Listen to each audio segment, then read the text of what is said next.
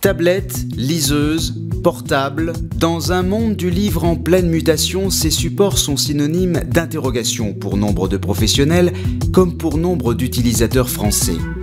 Alors que dans les pays anglo-saxons, les ventes de livres numériques avoisinent les 10% de ventes totales d'ouvrages, dépassant même les 20% aux États-Unis, les francophones hésitent encore à emboîter le pas d'un marché qui cherche encore ses repères.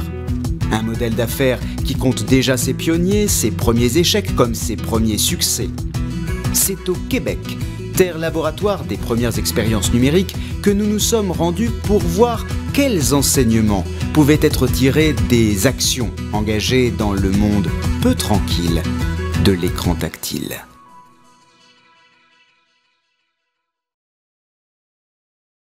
Notre enquête démarre dans la ville de Québec, à la librairie Vaugeois. C'est là que nous rencontrons Marie-Hélène, la propriétaire des lieux.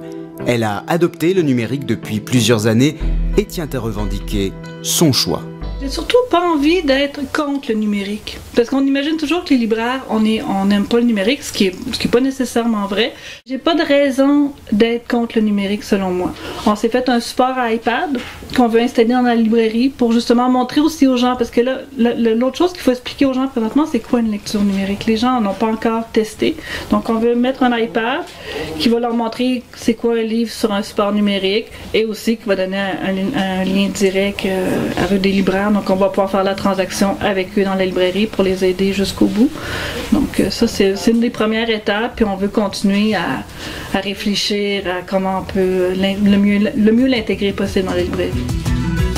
Ruedeslibraires.com, c'est au Salon du Livre de Québec que nous avons eu l'occasion de rencontrer Dominique Lemieux, le fondateur et directeur de ce site web collectif réalisé par la coopérative des librairies indépendantes du Québec qui regroupe pas moins de 95 enseignes. Une institution qui se concentre sur le marché local et le promeut grâce au numérique. Même sur le web, il y a lieu de soutenir l'économie locale. Sur un site comme Rue des Libraires, lorsque l'internaute vient faire son achat en fonction de son code postal, on lui indique les 3 librairies les plus près de son domicile. Puis il choisit la librairie qui reçoit le pourcentage de la vente. Donc plutôt que d'envoyer l'argent à des multinationales, il y a lieu de choisir stratégiquement, de choisir sa librairie locale, puis de la soutenir, puis c'est elle qui réalise la vente, qui la soutient. Donc tout cet aspect d'achat local mérite d'être diffusé davantage. Nous, déjà, si on recule il y a 4-5 ans, on commençait déjà à réfléchir à ce virage important-là qui allait nous frapper, puis de quelle façon les libraires pouvaient prendre la mouvance du numérique. Une démarche de regroupement et de promotion d'un circuit local à laquelle on prépare les pouvoirs publics québécois et canadiens en injectant pas moins de 25 millions de dollars depuis 5 ans dans l'industrie. Important, mais pas suffisant, comme nous l'explique Clément Laberge, vice-président du service d'édition numérique chez Demarque, une des principales compagnies de distribution de livres au Québec. Sans parler de chiffres précis, je pense que l'argent qui a été investi dans le milieu, dans l'industrie, a été très utile. Je pense qu'elle a été nécessaire. Mais qu'il faut, dans l'analyse de tout ça, aussi considérer qu'il y a une partie qui est un soutien de l'ordre presque de la formation, de l'accompagnement, de l'assurance à donner aux gens pour y aller. On ne peut pas aujourd'hui mesurer en retombées en termes de chiffre d'affaires les retours sur tout ça. L'organisation d'une industrie, c'est précieux. Le fait de baliser, le fait qu'on n'abandonne pas trop d'acteurs en cours de route. Et dans ce sens-là, à mon avis, les sommes qui ont été investies ont été utiles. Moi, personnellement, je pense qu'on devrait investir beaucoup plus. Je pense que les enjeux sont encore beaucoup plus grands que ce qu'on peut voir. Plus de soutien et de mobilisation sur le terrain entre pouvoir public et l'industrie. Pour en savoir plus, nous quittons Québec. Direction Montréal, à la rencontre de Louise Guillemette-Laborie, directrice des bibliothèques de Montréal. Elle veut témoigner de la synergie qui existe depuis plusieurs années entre ses services et les professionnels du livre. Il ne faut pas vendre la peau de l'ours avant de l'avoir abattu. Ceci dit, je crois fermement que nous avons fait des avancées formidables. Depuis 2015, 2004 ou 2005, les différentes professions du milieu du livre se rencontrent de façon très régulière. On apprend à se connaître, à connaître un peu plus ce que chacun fait, à développer des partenariats. Et je crois que l'avancée en numérique a été vraiment une conséquence de ce rapprochement, de cette meilleure connaissance du fonctionnement des uns et des autres. On a la volonté tous, la volonté ferme de survivre au numérique.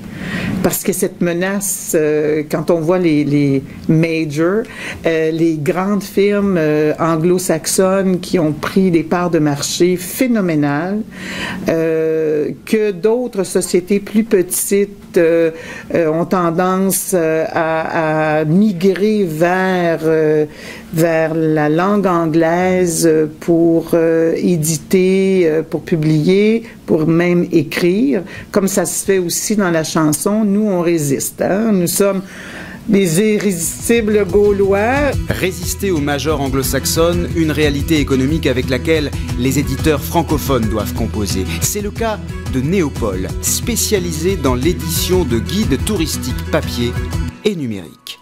Je vous dirais que globalement, la réalité aujourd'hui, c'est qu'il est difficile de gagner de l'argent avec du livre numérique. Il y a toute une grande réflexion qui s'est faite au fil du temps, à savoir comment est-ce qu'on amortit ces dépenses supplémentaires, parce que créer des applications numériques ou même des e-books, ça coûte de l'argent.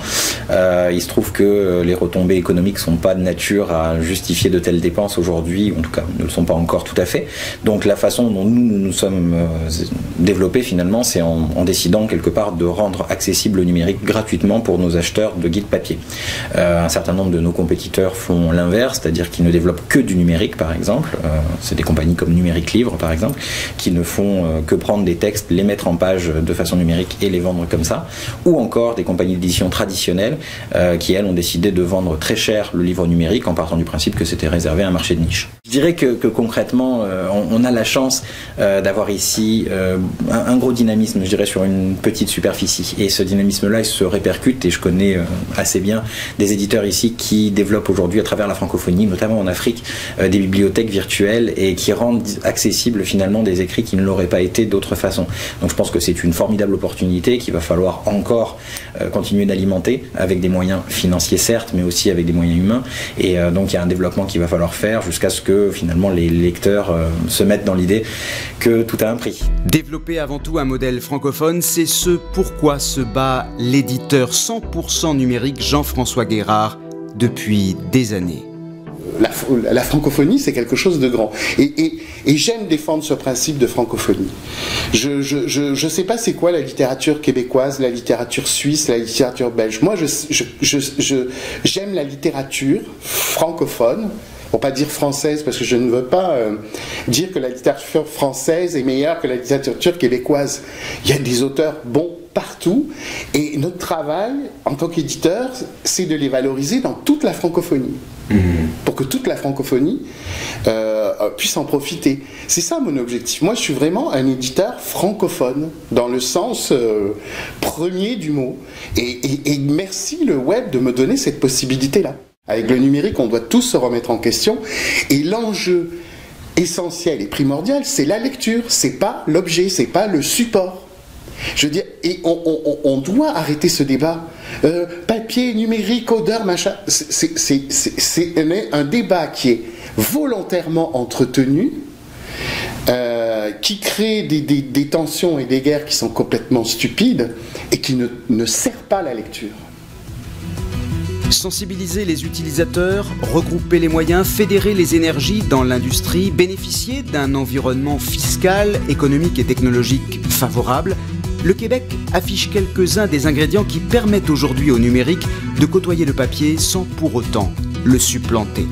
Car ici, au Québec peut-être plus qu'ailleurs, l'enjeu reste de défendre l'accès à des contenus francophones que les multinationales anglo-saxonnes tentent à ignorer quand elles ne le détruisent pas, tout simplement. Au-delà des enjeux technologiques, il s'agit bien d'un combat qui fait du modèle québécois un exemple de survie du fait francophone.